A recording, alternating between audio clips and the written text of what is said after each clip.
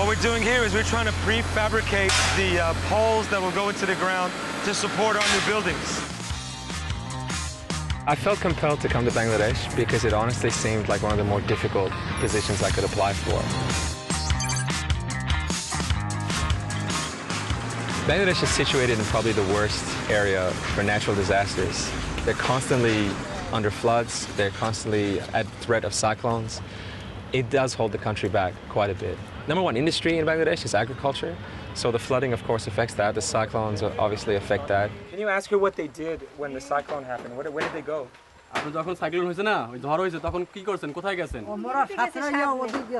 Climate is a constant consideration in the delivery of aid programs. Getting aid out to different areas is quite difficult. Most of the country is either river or just below sea level, so quite prone to flooding. Transferring skills becomes almost impossible when you can't get to the regions that need it most. Habitat for Humanity is a housing ministry. We work with low-income families around the world. Oh, and the water is coming. The water is up to next. Water was up to his neck? Yes, and that time they were swimming. Our housing solutions cost $2,250 to help a family. Here in Bangladesh, we work with families, and they save a portion of their income towards the housing, and then we build for them. They have the council. If people are homeless or living in very poor conditions, they don't have the dignity or the status in the community to be full contributing members. Thank you so much. Thank you. Once a person's housing is secure, then the families can spend their energies and efforts focusing on other needs, such as education, health needs, and other such things.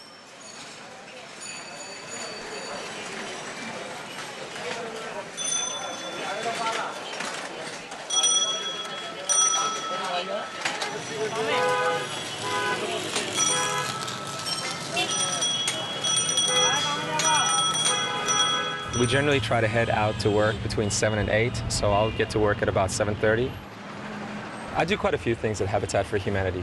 I work in the Public Relations and Resource Development Department, which means that I'm responsible for everything from marketing and media all the way through to program evaluation and monitoring and evaluation in order to best secure funding and resources for further programs. My organization is an international organization, so the first couple of hours of the day are always spent trying to answer emails and do the coordination for the morning. The rest of the day is either spent with program management, staff training, working with volunteers, or generally trying to come up with a new way to fundraise. They're essentially building the outer cement blocks to make sure that whatever they do build will be safe and secure and won't budge in a cyclone. I thought I was prepared for this experience. Before I left, I felt confident that I had enough traveling experience, I had enough experience with different cultures, I had enough of a worldview to be prepared for what awaited me here. I think traveling can only broaden your view of the world. My father was Norwegian, my mother was Iranian. I was actually born in Iran, but raised all over the world. I actually grew up in French-speaking schools, so the only English I learned was in the US when I visited my uncles. My accent has been the subject of quite a bit of discussion. So this is the main part of the market. Most of the second floor is clothing. Most of the bottom floor is materials. And the very, very bottom floor, you see household items. And everything's open for negotiation. Everything's open for negotiation.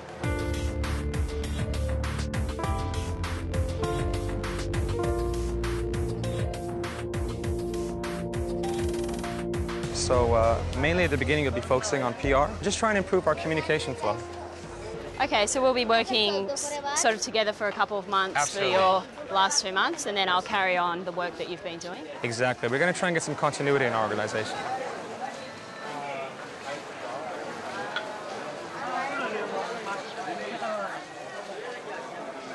There has been quite a broad mix of experiences with the Australian Youth Ambassadors.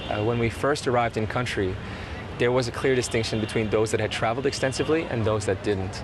For those that traveled, it does help to acclimatize to this kind of an environment, especially one that's just so different from Australia.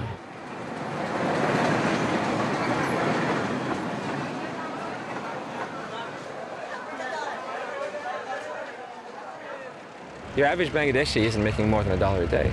That's 150 million people, half of whom aren't making more than $1 a day.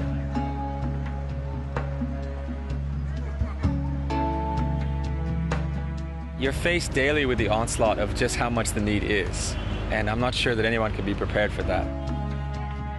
Speaking with other IADs, we've all come to the conclusion that it's difficult to turn off, if not impossible. Although you get more acclimatized to it, dealing with the amount of poverty, the amount of disease, the amount of sickness, just the sheer amount of people that need help is still a difficult thing to address. It's a tough country to be in at the moment.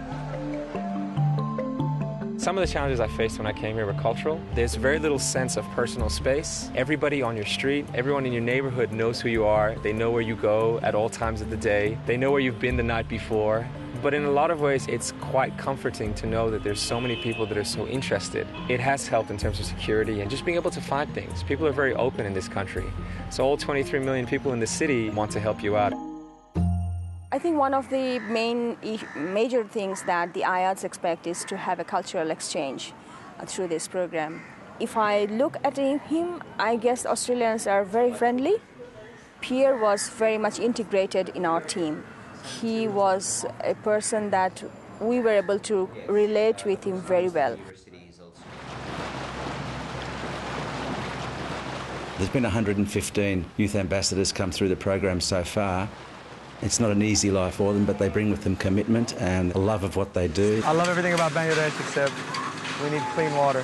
Clean water, #1 priority. They're great, they're really great. They're lots of fun, they have a love of life. That's what they achieve when they're here that's the most remarkable, because they really do make a huge difference to people's lives and to the organisations they're working with.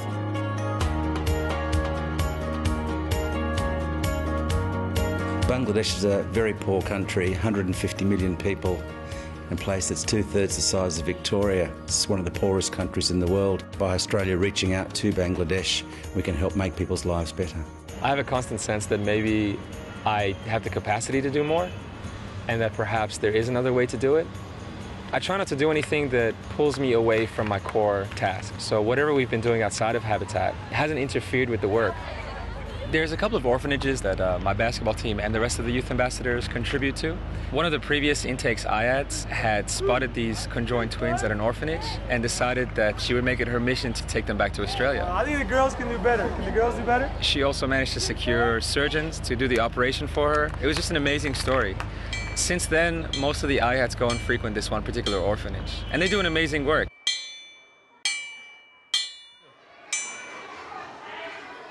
Are they all orphans that have lost both parents? Yeah, we have most of our children, they don't have father and mother. Hi, sorry to bother the class. Hi, everybody. How are you? You guys remember me? You guys remember the Big Bangs? Remember this? So if I yell out, defense! Defense! Come on, defense! Defense! Defense! Defense! All right, great. Thank you so much. 1, 2, 3! Defense! We don't often get to see a tangible effect of what we do. It's all medium to long term. With basketball, we can organize a tournament and raise money and use the proceeds to fund a skills camp for orphans, prepare what we call survival packs for local slums, local slum children, which may be anything from rice to water to snacks to things like soap, just the basic needs that people have. Basketball's given us a way to give back immediately. It's a nice feeling to be able to see exactly what you're doing. I've never felt like I've had to put my career on hold here.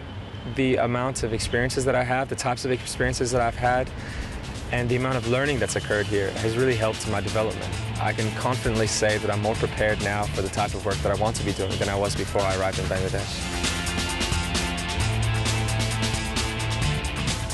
I had already set myself up with quite a good job back home. I felt quite comfortable. I felt this would be a good challenge. There have been quite a few moments where I've thought, maybe I shouldn't have come here. But overall, this has been one of the best experiences of my life.